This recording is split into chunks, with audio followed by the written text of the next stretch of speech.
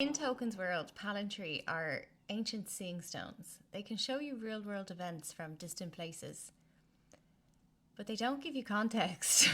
They were created by the elves to help the kingdom stay in touch, but they end up just creating confusion and despair. They can't lie, but they are showing you selective truths, like a camera with no surroundings.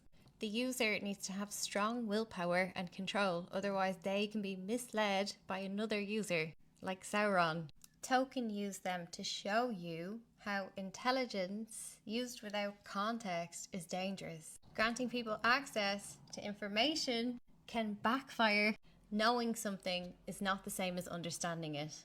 That is the lesson that J.R.R. Tolkien was trying to portray in his book. Tolkien was not against knowledge. He was against people using partial truths to make total decisions.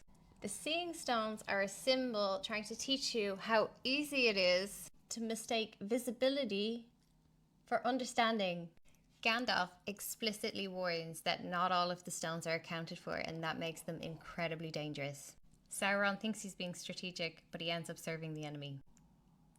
Much like a libertarian tech bro, who simultaneously say that they want no big government, but they also want to be the big surveilling government with their Palantir technology. Tolkien was trying to teach you that overconfidence in what you think you know will destroy you.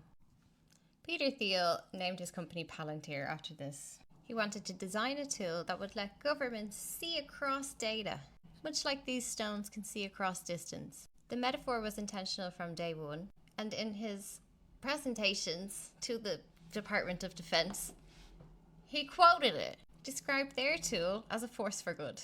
Thiel has openly said that he is a fan of Mordor. He likes their technological order. He thinks that Mordor, you know, the place that looks like Dante's Inferno, he thinks this fireball represents reason and logic, rationality of the white man civilizing fucking bullshit again. Just say you don't understand Tolkien, yeah? These cowboys are such ideologues. They have a tool called Gotham for law enforcement, and Apollo handles updates. Yeah, those names just speak to your own indoctrination, mate. Beside the fact that you have misunderstood one of the world's best writers.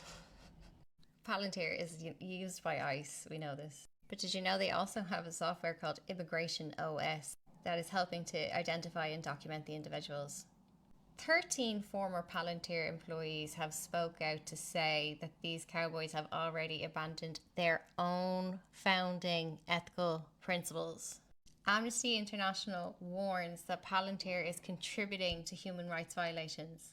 Palantíri, the stones from the book, let you watch events from afar, and Palantir lets agencies watch you through your data. In both cases, what they're looking at may seem real, but it can be very misleading. Tolkien showed that even wise people get things very wrong when they rely too much on surveillance. The stones in the book don't lie, but they don't tell you the whole story, and that's important. It's the same with big data.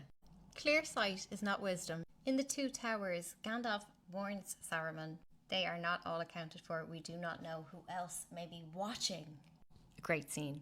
Tolkien saw them as unreliable and prone to causing mistakes in judgment. He said they require mental strength to control effectively. Interestingly, for someone who named his office the Shire, Thiel, rather than viewing this as the cautionary tale it was intended to be, Thiel, in a New York Times interview, said, it was actually a good device that was critical to the plot of the whole story. This interpretation focuses on Aragorn's strategic use, while ignoring Saruman's corruption.